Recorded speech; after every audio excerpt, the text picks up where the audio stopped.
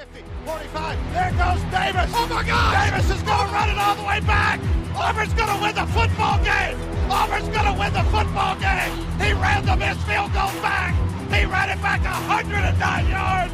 They're not going to keep him off the field tonight. Holy cow. Oh, my God. Auburn wins. Auburn has won the Iron Bowl. Auburn has won the Iron Bowl in the most unbelievable fashion you will ever see. Oh, on a Monday, what's going on, everyone? Welcome into a brand new edition of the Dream Wager, episode 549. Today is Monday, August the 4th, 2025. It's been a really good weekend. I don't know. Did you watch SummerSlam, kid? I watched a lot of clips. Did I, buy the pay-per-view? No. But did I see enough, throughout the blogs to feel like I did? The beast is back. Yeah. Brock came back. Seth Rollins returned from he took it from my CM Punk. Yeah, bittersweet, because still, let's not forget, how did CM Punk become a champ first time? 12, 15 years ago. Yep. He cashed in the bank. Money in the bank. And right after, was it Jeff Hardy? I forgot which Hardy was it. The Hardys were in attendance. Yeah. So I remember him cashing in and beating one of the Hardys for the World Championship. So it's kind of, bittersweet. Kind of is, but I just hate fucking Seth Rollins. Yeah, I'm gonna be honest still. The way, and I'm surprised they're still great at this, and it seems from what I saw this weekend, they're still expanding. The fact that the WWE is able to still push these storylines and like throughout the years, like that was great. I gotta give the WWE credit. I don't watch like I once did, but what happened at SummerSlam, just like story-wise, amazing. Yeah, and they're also starting to do more two-night events like WrestleMania, SummerSlam. They did a two-night event here at MetLife, so it was crazy. They're doing away with the post interviews, which I think is all right, and maybe it did have something to do with Brock coming back. Who knows? But yeah, they're still pushing the stories. Seth Rollins faked an injury. Brock Lesnar came back after months to finish off I think he has 4 more months, John Cena, and then he's finally done. So we'll see. They'll wrestle one more time. Did you feel the earthquake over the weekend? Yes. Wasn't too crazy, but to explain it to the people who never felt an earthquake. By the way, this is a rare thing in New Jersey, especially in the Northeast. I think we only experienced 2. This is my second one I've experienced. Yeah. So only experienced 2. It felt like somebody fell hard as shit in your house. And you go check, like, oh, did somebody just fall? Like, is everybody okay? But come to find out, it was a fucking earthquake. So my dad came out. I was like, yo, did the gas fucking line bust? That's what it felt like. It felt like something in the basement like rumbled for like 4 or 5 seconds. Yeah, it felt like somebody fell down the stairs. Like somebody 2 or 3 times the size of me just banged down the stairs. That's what it felt like. Like everything just moved for a little, and maybe 2-3 seconds. That's it. Yeah, we were fine after that. Elvis woke up. He was like, yo, what the fuck? Yeah, my puppy barked. Yeah, they did not like that. Yeah. But yeah, man, it was a great weekend, and we got a great show for you guys. We'll recap. A lot happened, so we'll talk about that in the NFL. We got a little NBA news we'll start off here with. But we got a great interview with Dan Alexander as well. We preview the Raiders and the Los Angeles Chargers, and wait till the end of the interview because we did have a surprise team that he is extremely high on as well. So thanks again for Dan for coming on and shooting the shit. We'll also end the plays with the MLB. We have some plays in the diamond for you as well. Kid, I came on here on Thursday talking about I'm on a 5-day heater. Been cold ever since. See, that's what happens when you. Yep. I ain't gonna hold you to it. I said fade me. I'm down, and I went 1-0. Yep. I'm not putting that out there, but I did give out a winner Thursday. So if you did fade me, I apologize. I do apologize because shout out to Projects to take care of business at home. But I still been cold. I haven't even betted the MLB since last pod deal. Discipline. I'll probably give a play or 2 for tomorrow. That's it. No more. Just 1 a day. How many days until college football is back? damn, last time what I said, 18? Yo, 2 in a row. Good No, job. no, I was off by 1 last time. Okay, but you did hit it, I think, 2 times ago. Yeah. I'm like 2 for 5. 18 days away, man. Football's fucking back, baby. But we will, like I said, I want to start in the NBA and we will start in LA. It's fitting. This whole show is LA based. LA Lakers and Luka Doncic, they signed a 3-year, $165 million max extension. He does have a player option in 2028, but now out of free agency next summer, he's committed to the Lakers. Makes him eligible for another deal back in 2028. 5 years, 417. Super max. $1 billion. Yes, still. Shout out the Lakers. Shout out Luka Doncic. I think he's proved this offseason already. You see the shape that he's in. You saw how he's committed he's been so far. I think the trade, the backdooring out of Dallas really, I'm gonna say, struck a nerve in Luka, and we're seeing Luka might be at the best shape he's been in his whole NBA career. He's on covers of magazines. Yeah, that might be a scary sight for the NBA. You might see Luka Doncic at his best shape of his NBA career in year 6, year 7? So shout out the Lakers. I think it's a great deal, and I think you set it up perfectly, Dale. Don't look at this year's or next year's numbers. Look at what he's going to be eligible for 2028, people. It's a reason why these other guys are signing 3, 4, 5-year deals. He only signed a 3-year deal. You know why? He was going to be eligible for the super max in Dallas next year. That would have gave him around, I think, 380, something like that. Dallas didn't want to do that. That's why they traded him. Lakers was like, you know what? We're going to take care of you early, and we're going to make you eligible for that $417 million. So the Lakers having great faith in Luka, and what we've seen from Luka so far this summer, I think he's totally in on the Los Angeles Lakers. Why wouldn't you be at this point? I mean, did you notice when he came and signed, and everybody who came, even Marcus Smart, freshly new Laker, he came in, signed. LeBron was not there. Why? LeBron was not there. To be real, Dill. Not bad teammate. Honestly, these past couple months, I'm off of LeBron. I'm gonna just say this. I think the Los Angeles Lakers is preparing for the life post LeBron. LeBron's not gonna be a Laker forever, and he's already thought about leaving them. He might not even be I highly doubt it. I'm not trying to put anything in the air. He might not even be a Laker past February, Deal. I agree. He's going back to Cleveland. So I think LeBron, I think he will finish out at least the season with the Lakers, but I wouldn't be shocked if somehow he's dealt at the trade deadline to somewhere else. But I think the Lakers as a whole is looking towards the future, and the future is Luka Doncic. Yeah. No, I would agree. I think he is the face. And no slight on LeBron. I think the Lakers are more than thankful to having LeBron on the team, but LeBron doesn't. I think one thing you could agree with me on, Dill, real quick. This is now the Luka's Los Angeles Lakers. I don't think this. I agree. LeBron it's his James. team. It's Luka's team. Yeah. And I think the Lakers are tending that way on it being Luka's team, and we saw at first glance. They went to see the Backstreet Boys. LeBron didn't see the Backstreet Boys. Your first check, and you go and spend it at the Sphere to see the Backstreet Boys. You're a legend. No, that was paid by the Lakers. That was a bonus on the side. Luka paid for his teammates. Oh, he did. Company man. LeBron not doing that. He's not. I'm off him. I don't think he's a Laker to start the season. He doesn't seem interested. Do you understand we're just a month away from camp? Good. And where's he? He's partying to Kendrick, not like us, with his wife. Shout out Savannah. Great woman. No comment. I think let's move on. The San Antonio Spurs and DeAndre Fox have agreed on a what? 4-year, $219? Was that accurate? Hold up. Yeah, I thought you said. I think you said NBA news, not just NBA news.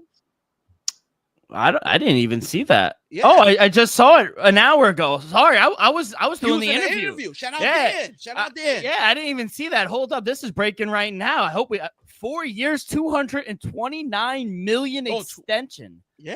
Shout out to San Antonio Spurs. We Holy saw when shit. this is a great move. The fact that you got DeAndre Fox locked down, you still got Wemby on a rookie contract. You got Stephon Cassell. You got another Steven Castle, another high pick. Oh, wait, who they drafted this year? Harper, right? No, Spurs. I'm gonna see. I forgot, but I'm gonna see real quick. Yeah, Dylan Harper out of Rutgers. Exactly. I love what they're doing. Like I said, you got Wemby on a rookie deal. You got Harper on a rookie deal. Stephon Castle on a rookie deal. The only guy you're really paying a lot of money to is an all-star caliber player in DeAndre Fox. So I love the position the San Antonio Spurs put themselves in.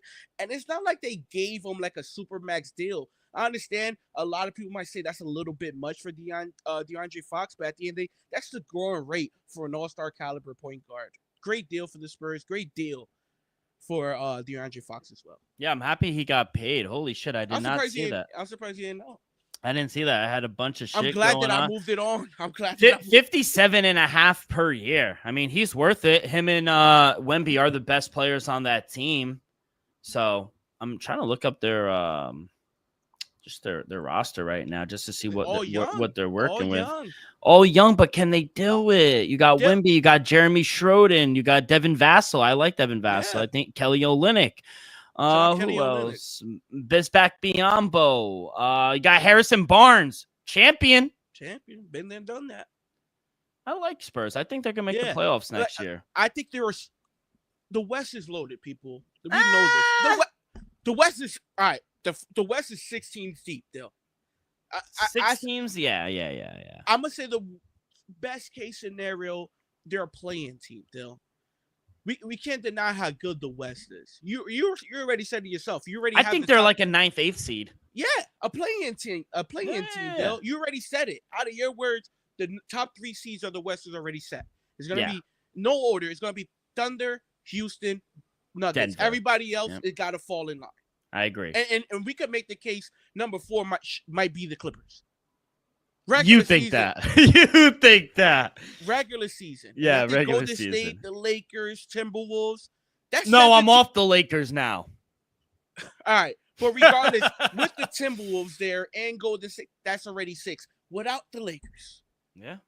Come on now, Dale. So I think we like the direction the San Antonio Spurs is heading. I think we can agree on that. But they're still a couple years away. Not because I agree. As a team, it's just because the West is so loaded. If the San Antonio Spurs happen to be in the Eastern Conference, I think they'll be a top 6 seed, 5 seed, maybe. Yeah.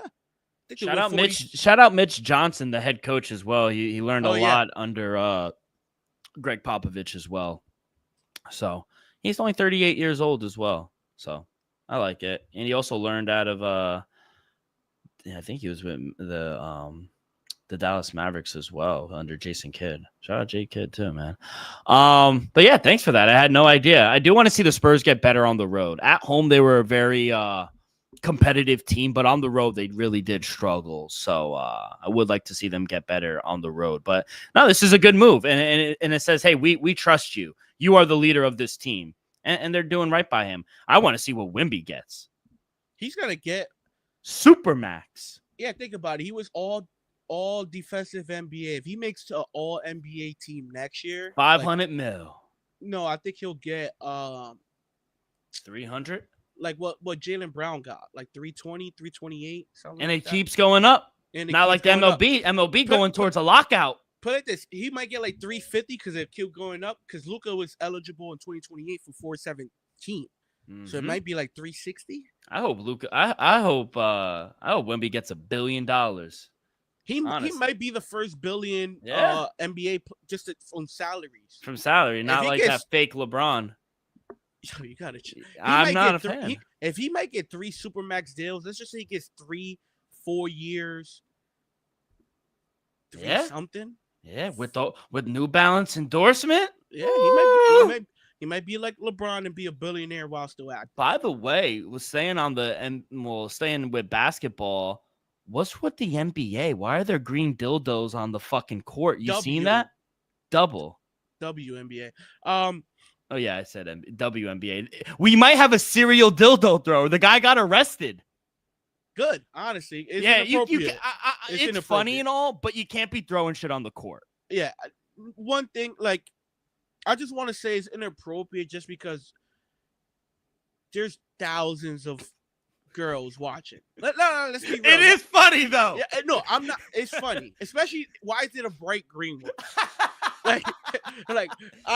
It was multiple and it was that bright green one. So I would say the guy deserves to be arrested just because there's thousands of girls out there, and I guarantee there's a few hundred that was like, Mom, Dad, what is that? Oh my God. Like, come on now. Now you gotta explain to your, niece, your daughter, your little sister, what the hell just got thrown on the court? Because they stop in the game. Yeah. So and it's bad when the WNBA women are tweeting out, "Stop throwing dildos on the court." Like, we're in that time. Like, I'm not advocating for it because I don't think anything should be thrown on the court, especially if they're in action. Someone could slip and hurt and really get hurt. Yeah, I don't even want you to throw popcorn on the court. But if you do throw something, dildos are funny. No. It is funny. The only time you should throw something on the court is when a player on the ice has just hit a hat trick. And in hockey, okay, yeah. But play is stopped. No, but that's what I mean. Yeah. No, that's a good point. That's a good point. They do it in NHL. I've done that once, and my dad was like, "Why'd you just throw that hat?" I said, "He fucking just scored a hat trick. You don't get your hat back, but still, you witnessed something special." Yeah, that was fucking crazy. It was worth, but I'm glad they arrested the guy. Honestly. No, all jokes aside, I'm glad he did get arrested. All right, okay, let's go to the NFL. We are loaded with requests and trades. I mean, we'll start in Washington. Terry McLaurin requested a trade out of Washington. Redskins, they came out. They said, hey, we have no interest in moving him. We're going to get the Smuggleroo podcast on in about a week or so. Hopefully it's resolved by then, but we'll talk to him about that. But, this is nothing new for wide receivers. Over the past 2 years, at least 3 wide receivers have requested a trade. T. Higgins, Deebo Samuel, Brandon Ayuk. None of them were traded in the year in which they made the request. McLaurin is now just the latest to receive it. I saw pictures. I saw videos. He was hugging Jalen Daniels' mom. He was dapping up the fans. It's nothing personal, he said. It's business. And to be honest, I'm no one to judge another man's pockets, but I agree. And, he deserves to get paid. And you're playing with the guy's money, and he feels disrespected. Who am I to say, no, you're not disrespected. It's him. So I agree with it. I hope it does get worked out because I do think Terry McLaurin is a top 5 player on that team. So they need him. If they want to get back to the NFC Championship and make another big run, they need Scary Terry. So I hope it all gets resolved, but it's not moving in the right steps, in the steps that we thought. Yeah.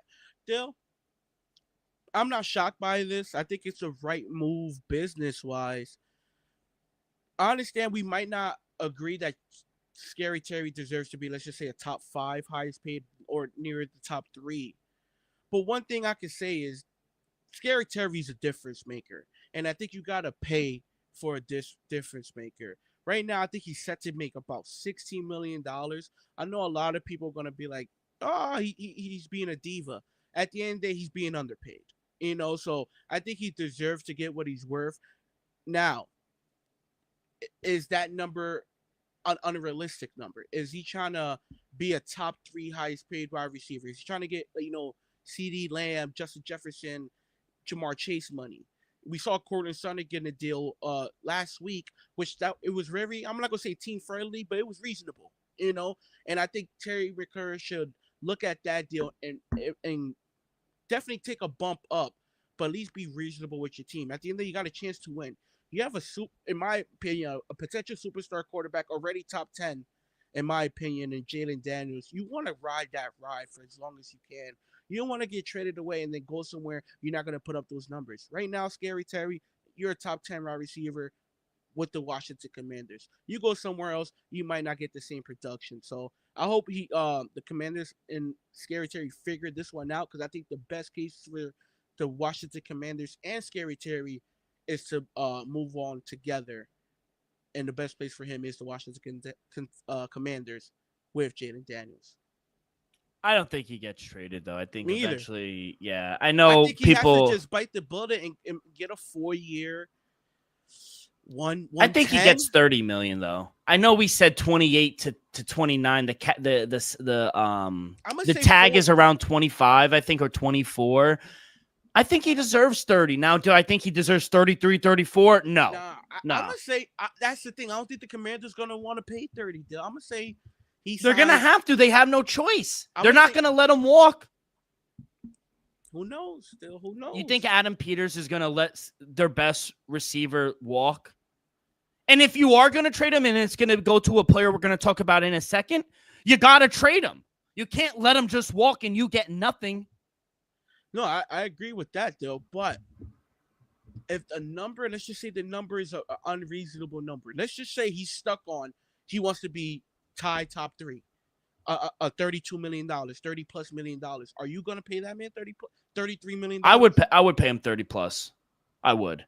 Especially if it's around 30 and a half, 31. Fuck it. Just give him the money. If it's 33 to 35, then I would have hesitation. But I don't think he's asking for that. I think he wants what. We don't know. I'm assuming and going on based off what reporters are saying and what people are coming out and saying. That's all I could go off of. I think he wants DK money, and I think he deserves that. Do you not? I think so. I think he's as impactful as DK Metcalf. Absolutely. Like I said, I think Scary Terry at times top 10 wide receiver. Is he consistently a top 10 receiver? I don't know if I'll put him in there, but he definitely has the talent to be. And sometimes he is, sometimes he's not. But we can't deny, like I said earlier, Dill, he's a difference maker. You pay difference makers. Yeah, so DK's making 32. Garrett Wilson's making 32.5. That's it. I don't see them paying more than 30. So right now, the only guys making 30 plus, Brandon Ayuk is making 30 million. Tyreek's making 30 million. Amon-Ra St. Brown's making 30.1. And then you got AJ Brown, 32, which I think he's underpaid, if I'm being honest. Garrett Wilson, who just got paid 32.5, and then DK's at 32.9. He's almost at 33 million. My question to you is, do you think Terry McLaurin is better than any of those guys you just named? Let me look at the list. If he's not, let me look at the list. I think he's better than Brandon Ayuk. I agree with that. But Brandon Ayuk is at 30. Yeah. He's not at 32. Yeah. So I don't think more than 30. Yeah, 3, 4. 5. He might want to be 32 and a half. He might want more than Garrett Wilson. He might want that. He might be like, no, I deserve more than DK. I deserve more than Garrett Wilson. Yeah, after that, the top 8 from Tyreek Hill up, I don't think he's better than. And that's no disrespect. I love Terry McLaurin. Like I said, I think he's top 10-ish. Yeah, top 10, he number is. 9, he's like number 9, 11, 10. number 12. I don't. But he's up there. Yeah. And I think he deserves to be top 12 highest paid wide receiver. I just don't think he deserves to be top 5. That's all. Yeah, and I think he's making top 5. He's making 23 million this year.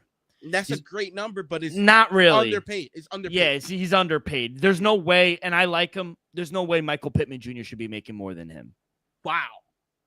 There's just not. Exactly. 100%. I agree, but I don't think he deserves to get more. Gun to your head, where does he land? I think he gets around 30 and a half, maybe 31.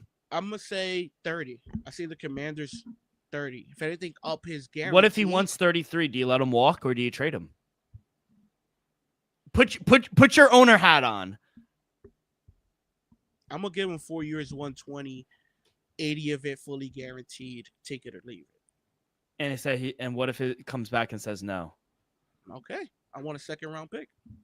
All right. I hear you. At a certain point, the Redskins can't go past their boundary. I'm not going to make the number 8th, 9th, or 10th ranked receiver in the NFL the top 5 highest paid. This ain't the quarterback. That's fair. I agree.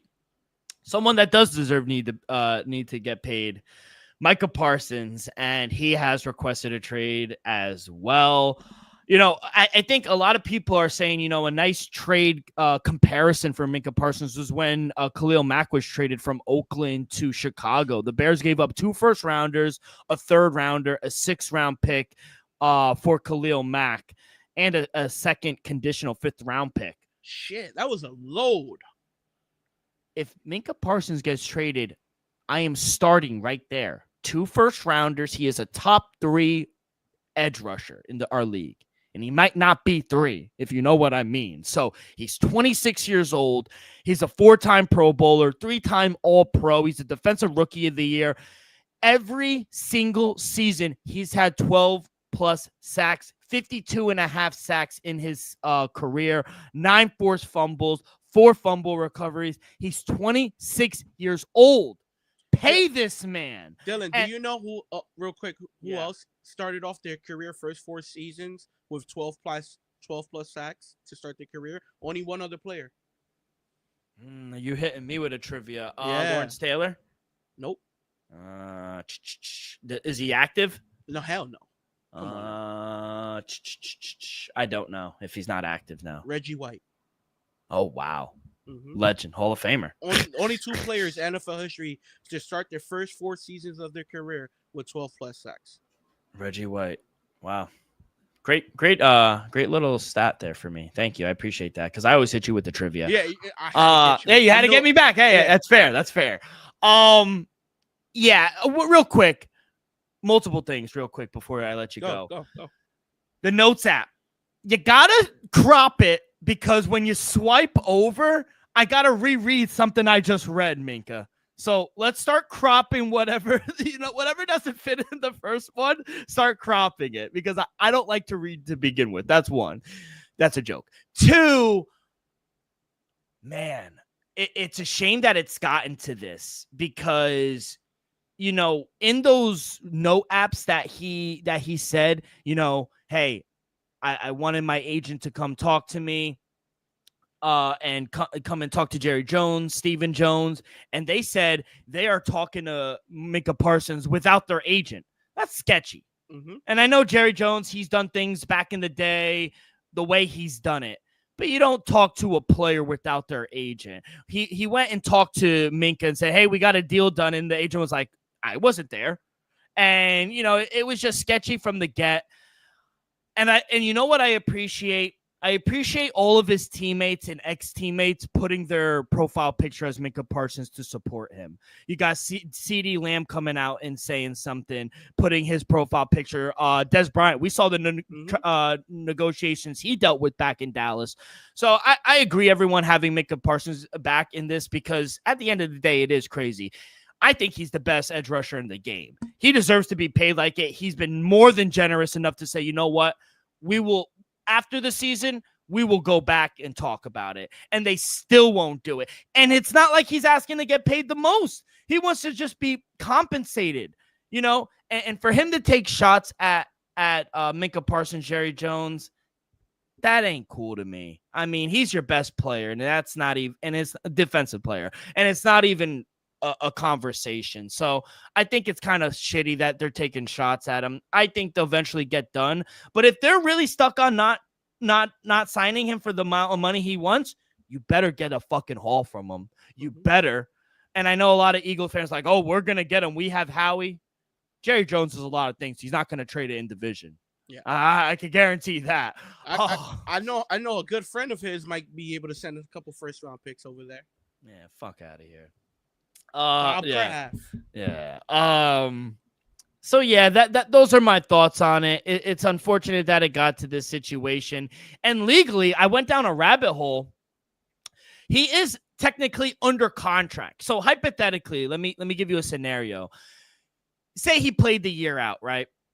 He's under contract. He plays the year out. As soon as the last season or the last game of the regular season, he is contractually not obligated to step back on the field. So if the Dallas Cowboys wind up making the playoffs, he does not have to make go and play in the playoffs for them contractually. So he could go that route, and we saw him sit out. He's not afraid. In COVID during college, he sat out during COVID. He's not afraid to sit out. And that's what made him drop all the way to the 11th pick, I think, for Dallas. So he's not scared. Just fucking pay the man. It's insane. I'm sorry. I went on a rant, but it's just kind of crazy. A talent like that, and you're going back and forth, sending shots. It's stupid for me. Yeah, I think you covered it perfectly. I just want to touch on when Jerry Jones trying to negotiate with Minka himself. To me, Jerry Jones, you should be fully ashamed of yourself. There's no reason. And this is also a compliment for you to Jerry Jones. You might be one of the best negotiators in all the NFL. You might be, because you turned the Dallas Cowboys into the number one sports team in the world. So I got to give you that. There's no reason why you should be negotiating with Micah Parsons. That's just, to me, that sounds like you're trying to get him. It's sketchy. You're Jerry Jones. Your job, your whole career was making deals. This guy is one of the best defensive players in the NFL. His job is not to make deals, and you were trying to backdoor him. You were trying to get him more on a team-friendly deal that him and his agent not going for it. But you think you can smooth talk him over. Let's not forget, people, this is not new. This is a trend for the Dallas Cowboys. You brought up Dez Bryant. Mm-hmm. Guess what? He ended up making Dez Bryant the highest paid wide receiver in the NFL. Ezekiel Elliott. Remember, Zeke was in Cabo, running in the sand. After all what Jerry did for him, when the court battles, he got suspended and all that. Jerry said, gotta give me a hometown discount. Made Ezekiel Elliott the highest paid running back in any NFL history. Dak Prescott, just a year or two ago, going back and forth. It took a whole year to get the deal done. Made Dak Prescott the highest paid player in NFL history. I think Jerry Jones loves the drama. I think he lives for this drama. And I think he, in his heart of hearts, believes this was best for the Cowboys. I think Micah Parsons ends up being a Cowboy, but I think there's been damage is done. So would I be shocked if they get a boatload of draft picks from Micah Parsons? Absolutely not. But I will be more shocked if Micah Parsons not a Cowboy with an extended contract come, let's just say my birthday, August 29th. I'll be shocked. What do you think he gets? I think he'll be the highest paid defensive player in NFL history. Same way Jerry Jones made Dez Bryant, Dak Prescott. You think he gets more than TJ Watt? Even Zach Martin. I think Zach Martin at one point was the highest paid offensive lineman in NFL history. You think he gets paid more than TJ Watt? $41 million a year? I think he's gonna get 42.5. Wow. Yeah, I think Jerry Jones is gonna make it the highest paid player in NFL history. He has to. You dragged it up. You made it a drama. Now you gotta finish. You gotta give us a finale. Sorry, I'm just thinking about where he's at right now in his career, and that you would even play around with something like that. It just boggles my mind, if I'm being honest. I'm not surprised by it. That's all I can say. I can honestly say he's making $4 million a year. Who? Micah Parsons. No, this year he's on 23 million, 22 million. Right now, 17. 17.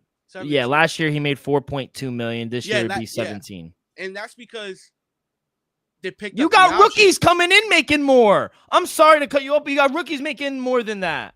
I absolutely do. He's significantly underpaid. No doubt about it.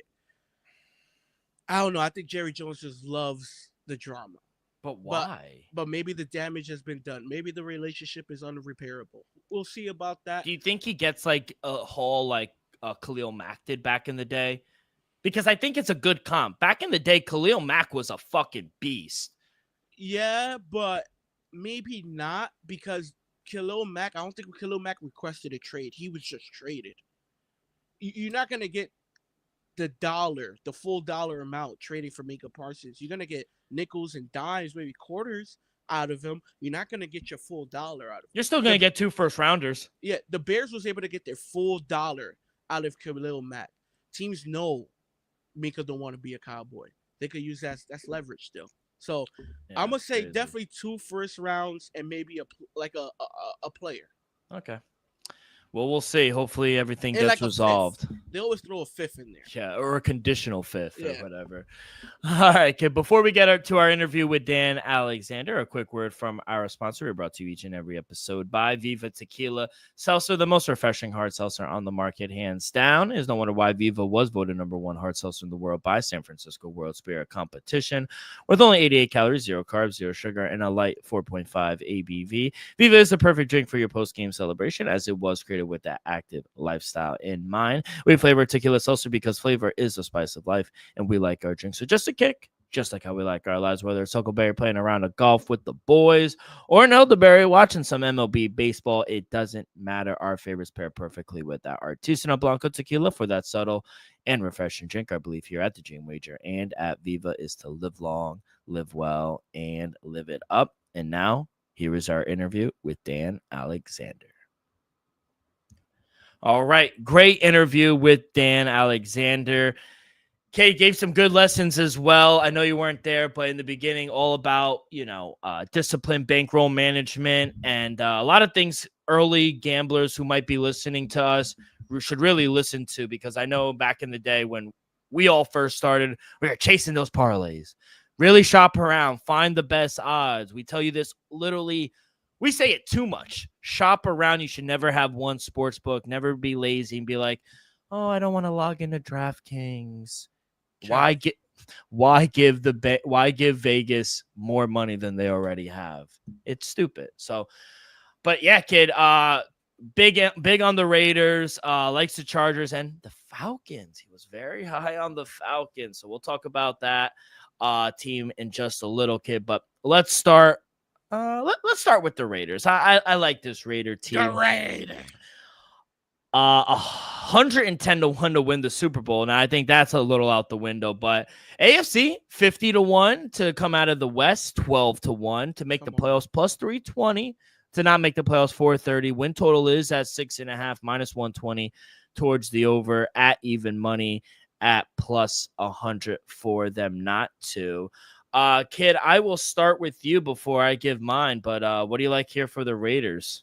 I tell you what, though, so far this has been the hardest over/under win total for me this far. Really? I'm gonna be honest. I don't know if it was for you, but for me, this has been the hardest one so far. Just because they don't have a crazy hard schedule, but it's not an easy schedule, right? They're in a good, solid division. Honestly, pretty good division. Let's just be honest. I don't know what to expect for Pete. I don't know what to expect for Chino in the first season. I know they're gonna be better, but how much better, though? That's my big question. So I went with the over. Give me the over 6.5 wins at minus 120. I think Gino could pull off a few game-winning drives to get him over their hump. Now, they're live for the division? Absolutely not. They're live for the conference? Absolutely not. But would I be surprised if this Raiders team, let's just say, for example, could beat the Chargers once, could possibly upset the Chiefs once at home? I won't be shocked by it. So give me the over 6.5 wins. I think Geno Smith and Pete Carroll could win some sketchy games, especially down the stretch. I love this team, kid. I'm really bullish on the Raiders here at 6.5. They're only favored on 4 games. Not the easiest schedule either, like you mentioned, but I love it. I love Pete Carroll. They bring in my boy Chip Kelly, just coming off a national championship. Love Chip Kelly. As long as he's not the head guy, yeah, I think we're good. As long as he's an OC, yeah, you got something. You got something. Geno Smith has developed into a top 15, top 16-ish quarterback in my eyes. I mean, being able to read the defense, picking up blitzes, the IQ has been phenomenal. I love Geno Smith. I think the reunion is really good for them. They didn't score a lot of touchdowns, but they were good against the spread last year, and they put up a lot of yards. I love Dan's take. Their team total over for this season, I like that because I think this team is going to be able to score points. They have talent. Now, will they be able to stop anyone? I don't know. I like a lot of overs for the Raiders, but they were able to get into the red zone a lot. This year, I think capitalizing it and scoring touchdowns instead of field goals is going to equate to some more wins. So I like that. I like Geno Smith. And they were injured last year. Christian Watkins, that story is crazy with him, but he was limited to 5 games. Matt Crosby, he missed some time as well. So getting players back is going to be huge for them. They're going to be healthy. Their front 7 is great. They're a top 15 front 7. Secondary worries me a little bit, but if their front 7 could get pressure, maybe they don't really need to guard as long. And, they bring in Alshon Gentry in the draft. He's a game changer. I love him under Pete Carroll. And what I know you didn't watch as much Ohio State as I did, but we know what Chip Kelly is going to want to do. He's going to want to run the ball. He's going to do a lot of screens. You're going to do a lot of over the middle with Brock Bowers. And if you're going to load the blocks, we're going to hit you over top with Jacoby Myers. I think this team could be explosive, kid. I like the over 6.5. I like the over 7.5. Now, do I think they'll make the playoffs? Maybe, but that's a much stretch. That's a big stretch here, kid. But I like him, kid. I'm bullish on the Raiders this year. I think with Pete Carroll, Chip Kelly, Geno Smith, Alshon Gentry. I like Brock Bowers. I'm a big Jacoby Myers guy. You got the rookie out of Tennessee. What's his name? Dante Thornton Jr. out of Tennessee. He's gonna be impactful right away on the left side. I like this team, kid. You got Raheem Morse as well. Morsehead, their backup running back, Aiden O'Connell. He's a serviceable backup as well. I like this team, kid. I'm gonna take the over here. I agree with it. Like I said, I might not be as high as them as you, but I could count 7 wins, maybe 8.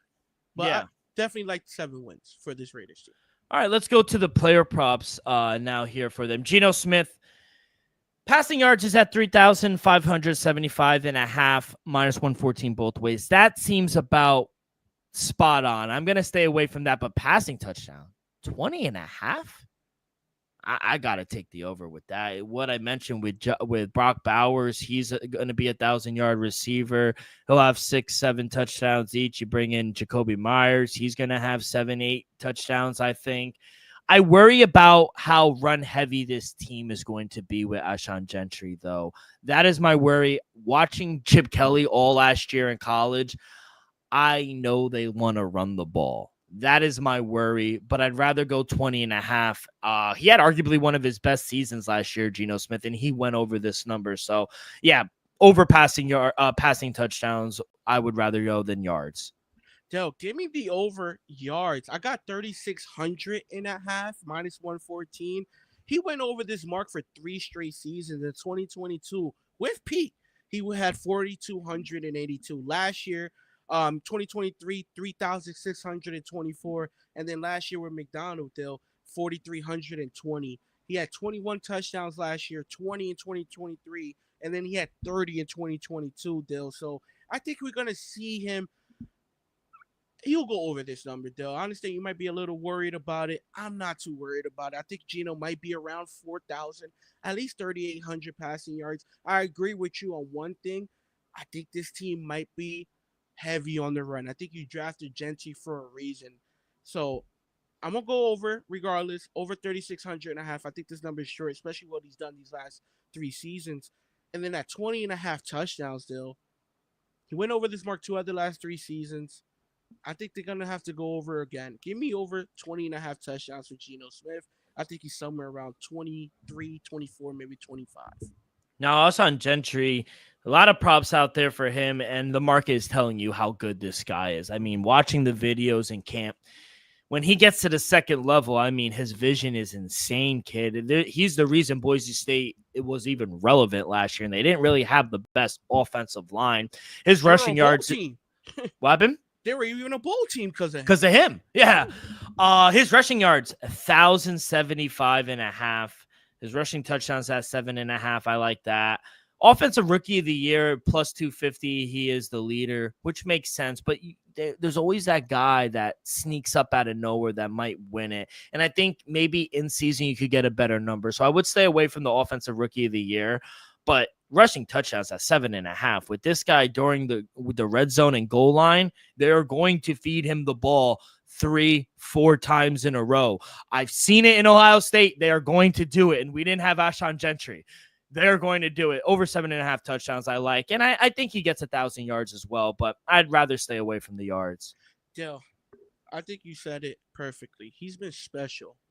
And I think they drafted him high for a reason. I think they're going to work him, though. I think he's going to be a workhorse, might be even a 3-down back. Give me Gentry over 1,075.5 minus 114. And I'm going to take the over touchdowns as well. I think he's going to be due for a great season. I think, me personally, with Pete Carroll at the helm, Chip K, like you said, they're going to run the ball a ton. And I think they're going to work off that. They're going to establish the run and work off that. So I think Gentry is going to be the heartbeat of this team in his rookie season. And it all starts with him and his legs. So give me over on his both deal. And I need people to really consider this for a long-term bet at plus 250 deal. For rookie of the year at plus 250, he's might be the number one option for his team. He might be. You know, I understand Brock is there. Jacoby Myers, former Patriots, great. He's there.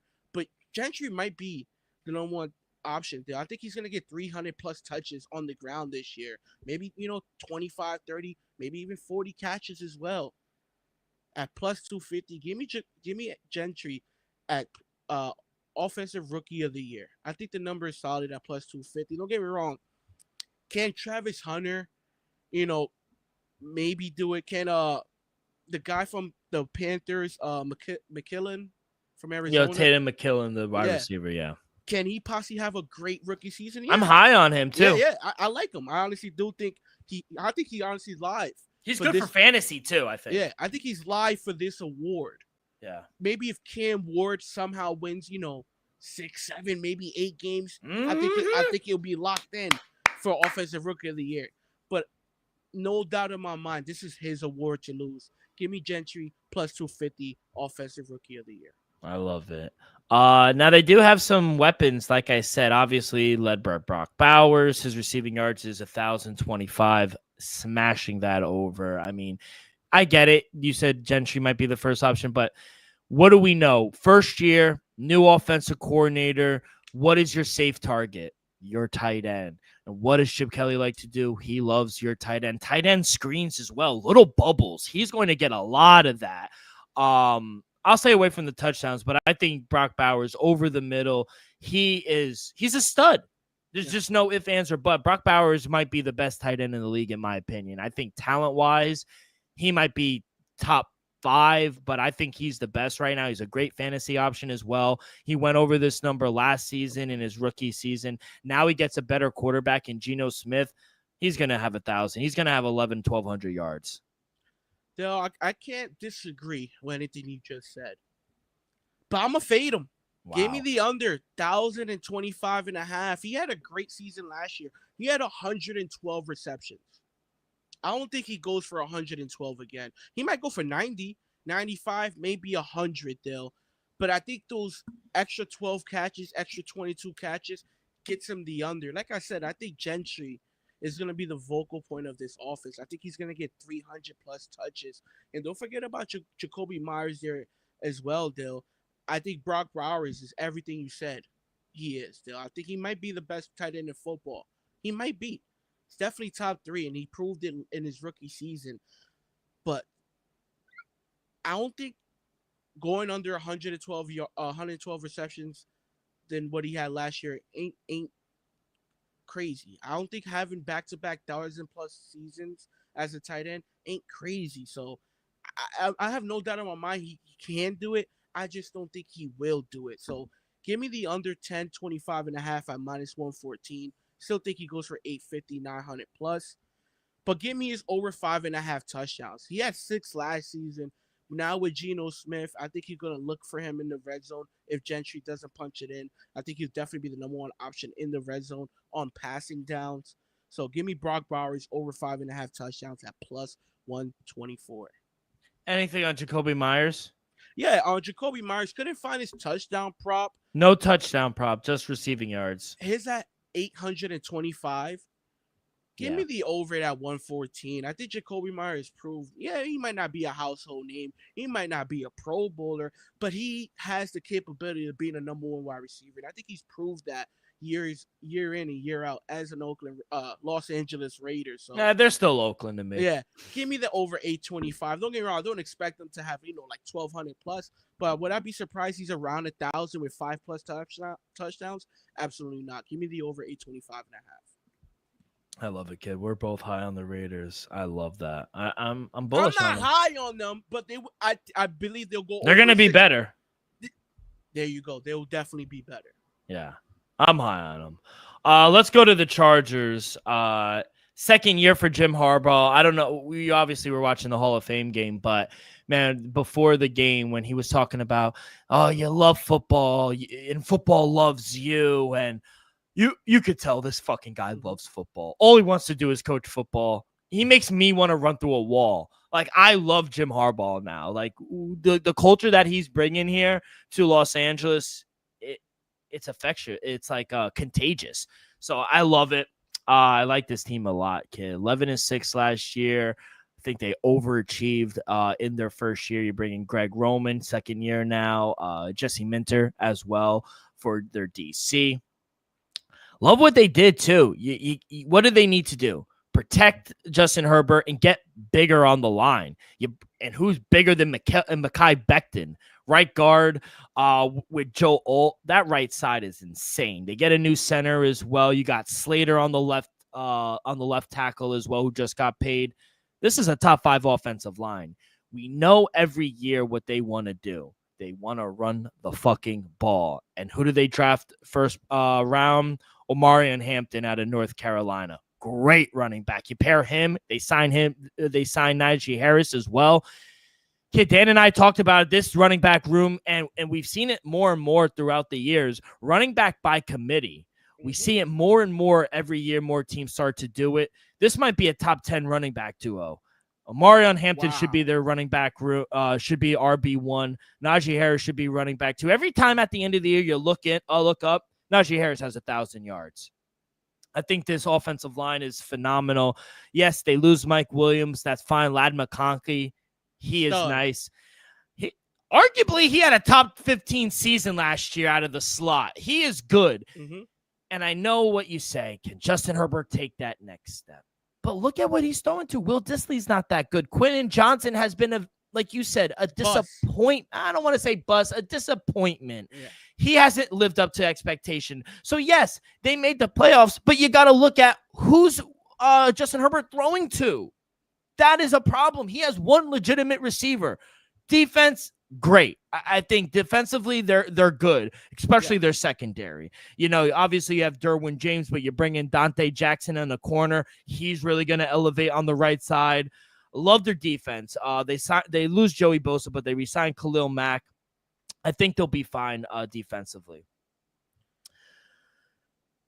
Running back room, kid. I love their running back. I think they have a top 10 coach. They have a top 10 quarterback, top 5 offensive line. Running back room, I'm really high on. Secondary, I'm really high on. Front 7 is okay. They get pressure. Can they get sacks? Their receiving room is obviously their weakest link, but I love it, man. I think Justin Herbert is going to be more efficient. We saw it. What was the number one mark on Justin Herbert? Interceptions. First year under Jim Harbaugh, 3 interceptions. We are going to take away and make bad decisions. We know you have the arm. Stop trying to prove it. We know you have the fucking cannon. Smarter plays. Under Jim Harbaugh, he is going to take another big step here in year 2. And they have a really easy schedule, kid. Love their over. I think I like their win totals at 9.5 at -105, and this play is a little correlated. But to make the playoffs at -130, I love that play as well. I'm over on the win total. I think they're going to make the playoffs. And give me them at +290 to win the division. I don't think the Chiefs got better, and every team in this division got better. And if you don't get better, you are staying stagnant. I think the Chiefs are the Chargers are the best team in this division. I will take them to win the West. Wow. That's a handful, Dill. And I'm glad. You know why? I like this Chargers team. I like the makeup of it. I think the running back room is solid. I do like Najee Harris, but we can't sit here and say J.K. Dobbins didn't have a great season last year. Is he gonna be as impactful as J.K. was? Because J.K. came in and ran the ball out the building. I think he did a tremendous job last year. I think they upgraded out the offensive line position. Chicken Strader added in a few pieces. Let's not forget Justin Herbert. He had a rib injury to start. He had a shoulder injury just I think 2 seasons ago. So have to protect Justin Herbert, Dill. I think you hit the nail right on the coffin, Dill. Their wide receiver core, let's just say it's below average. It's below average. I like this team defensively. I think their defense is their strong suit. Justin Herbert, he's a top 10 quarterback. He might be number 9 in my opinion, but he's top 10. Ladd McConkey to me is a stud. Quentin Johnson, I'm gonna be nice, Dylan. Like you say, he's been underachieving. Will Dissly, not great. My biggest worry for this team is the lack of playmakers on the outside. If they double team Ladd McConkey, who's going to be able to step up and make the huge play? Is Justin Herbert going to be able to make some plays with his legs? Is Najee Harris going to be able to make some plays? Is Amaria Hampton able to make some plays? That we saw him week 1 in the preseason. He couldn't even break a one-on-one tackle. Couldn't even break a second string. Couldn't even get loose. So don't get me wrong, I do like this Chargers team, Dill, but I'm just worried about the lack of firepower they have on the offensive side. I have no doubt in my mind Justin Herbert could be special, but everything else, I'm kind of scratching my head on besides Ladd McConkey. The division got better. Honestly, the Chiefs might have not got better, but in my opinion, the Broncos got better, the Raiders got better, and the Chiefs are the fucking Chiefs still. I'm glad that you're high on them, but I hate to be on the opposite side. They'll give me the under 9.5 wins. I understand you might say they have an easy schedule. I don't think they have an easy schedule, though. I think their schedule is kind of tough, middle of the pack. Not easy, but I don't think it's too hard. I don't think it's too easy. I mean, kind of hard in my opinion. So I'm gonna go the under 9.5 and give me to miss the playoffs. Oh wow. At plus 126 still. I think the division is good. I think the Broncos are going to be better than them. I'm just high on the Broncos this year. That's just me. I think Chiefs, Broncos, Chargers, third place in the division. Give me the under 9.5 wins, minus 115. Give me them to miss the playoffs at plus 126. On opposite sides. Huh? I had to do one good. I'm saying they're a good team. I had to pick a good team to miss the playoffs. The Los Angeles Chargers is that team. One pushback, and I don't think it's a losing formula, but running the ball and not really having a lot of weapons is not necessarily a bad thing. Like, they want to run the ball, which and then I'm saying that, and they have a good defense. One thing I'm gonna spin back to you is, let's just say you're down 4, 2-minute stretch. Ladd McConkey is being double coverage. You trust Quentin Johnson to make the plays? You trust Will Dissly to make the plays? You trust Jalen Reagor to come down with the ball?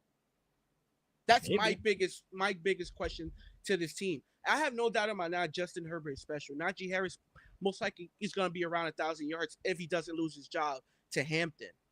But coming down the stretch, who's going to step up and make those plays if Ladd McConkey can't? That's my biggest question to this team. And like I told you earlier, we agree Raiders got better.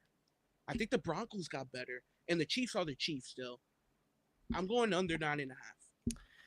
They did also draft 2 wide receivers as well in the 2nd and 4th round. Trey Harris out of Ole Miss, and then they did get the kid out of Auburn, Kadondre Smith, as well. So we'll see. They're definitely going to get some plays, but they're favored in 13 games. They're only underdogs in 4 games this season, and all their tough games are at home. Mm-hmm. Obviously, they get the Chiefs on the road because it's division, but they get the Redskins at home. They get the Vikings at home. They get the Eagles at home, and they get the Texans at home. The only tough road game, I would argue, they get the Steelers at home. We'll see. Well, I'd rather play the Steelers at LA than at Pittsburgh. Yeah, of course. And to my point, everything is home. The only tough game I would argue that's on the road, maybe Miami and maybe the Cowboys. Yeah, outside of division, you know. Yeah, and Houston's at home. That's what I'm saying. Yeah. All their tough games are at home. So, and it's tough. I don't know. I just believe in I believe in Jim Harbaugh. I believe in Justin Herbert. I believe in Greg Roman. I believe in that offensive line. I believe in the running back room, and I think they're gonna be more physical than other teams.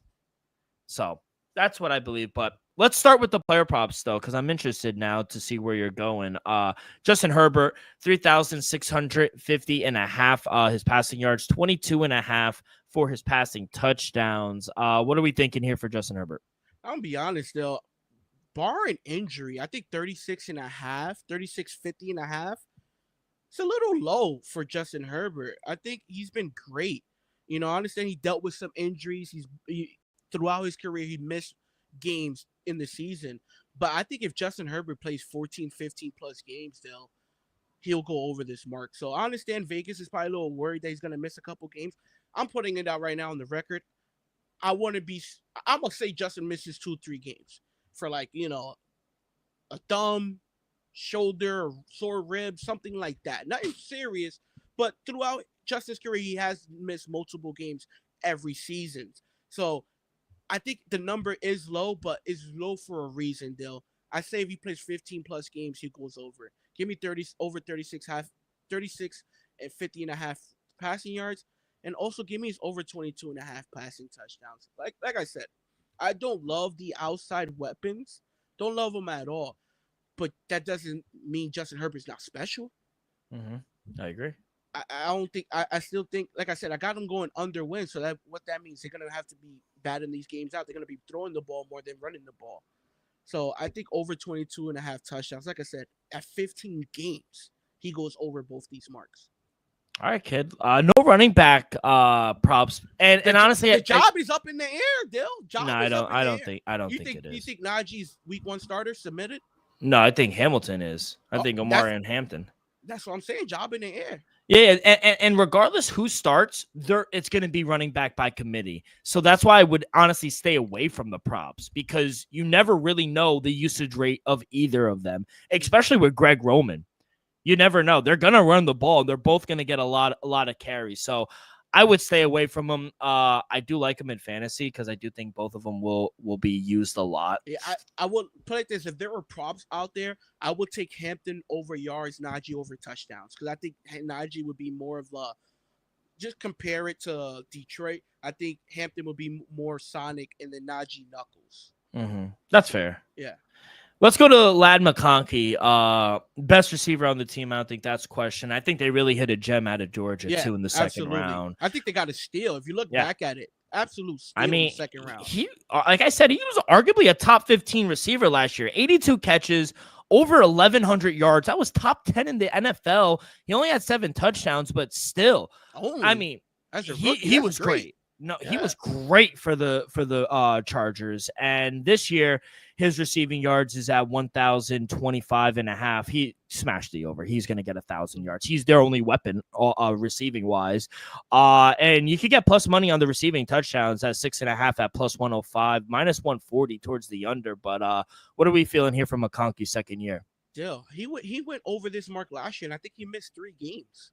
Mm-hmm. He missed some time. Yeah, he missed a few games, people. Give me the over 1,000 and the 25.5 at minus 114. He had 7 last year while missing a few games.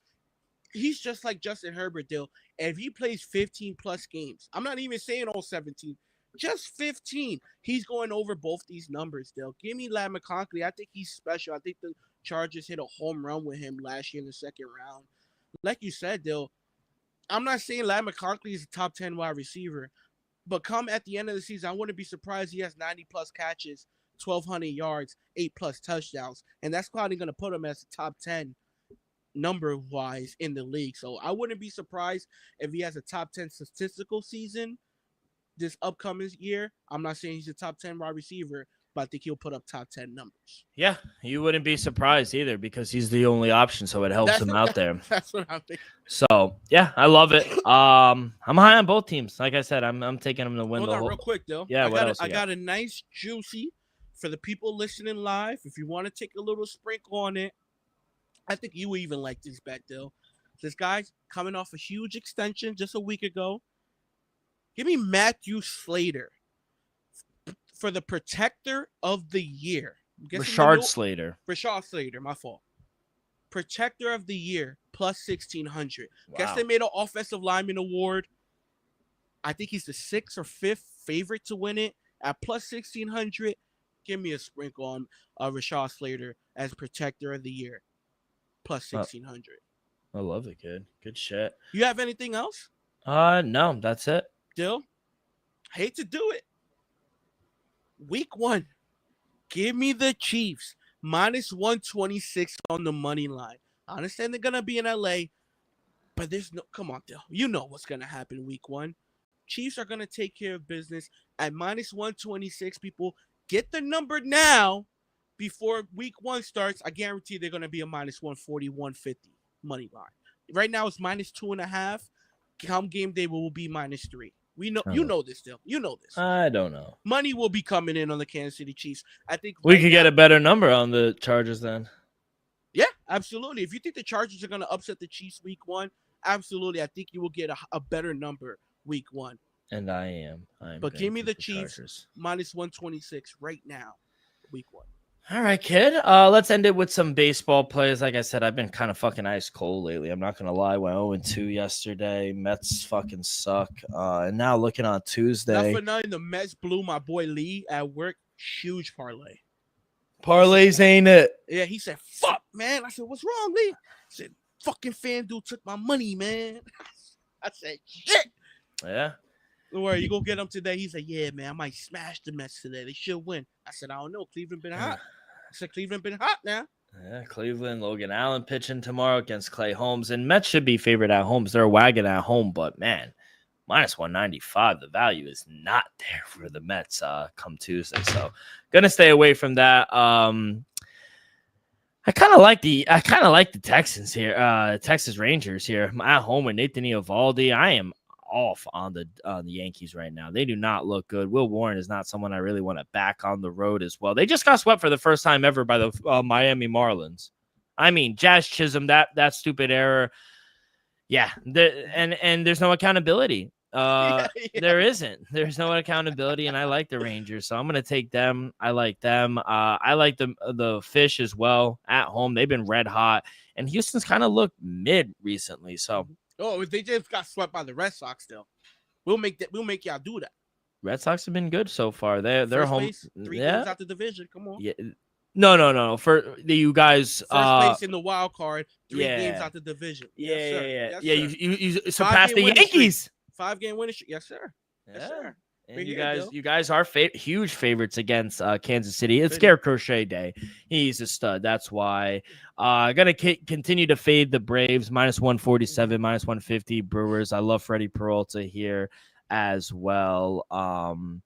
What else do I like? I like Mariners here, but they're huge favorites. It's hard to get some value on them, and I really didn't like anything like that. So those are like a few of my leans that I like. But what else do you like, kid? Dill, I got one play. I gave out a winner Thursday. Shockingly, I was personally shocked by it. Not too much.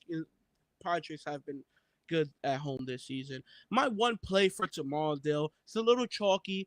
You just mentioned it. Give me the Brewers with Freddie Peralta on the mound. You know, winners of 4 of the last 5. Atlanta's been struggling, and I think Atlanta's dead, Dill. I think people got to come to realize this ain't the same Atlanta team that it was a year or 2 years ago. So give me the Brewers at home. I see minus 144 right now, so shop around. Yeah. I see minus 150. I see minus 147. Hopefully you get a better number tomorrow, but give me Freddie Peralta and the Brewers on the money line. Kid, over the weekend, the Brewers racked up 56 hits over 3 games versus the Nationals. It's the most hits by an NL team in a 3-game series since which team when they collected 57 hits against the Pirates in 1950? 1950.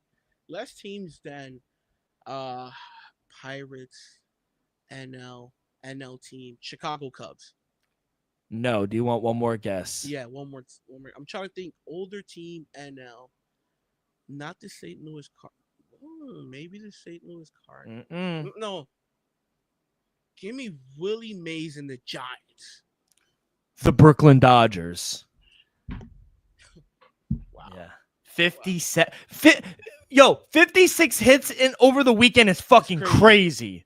That's like what? Damn near 20 a game. That's like Little League. By the way, you watching the Little League World Series? I haven't yet, but tune in. Jersey on Wednesday, elimination game. Who are you playing? I think New York. Battle of the Tri-State. Oh yeah, I'm about to go watch that. Shout out Jersey. But kid, any update on the car? Oh yeah, I put the shifter in, Dill. So we were able to put the shifter in.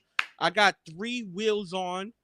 Tighten up the front end, motor mounts, sway bar links. All I gotta do is put the rack pinion in. No, the rack pinion is in. All I gotta do is put the steering column back on.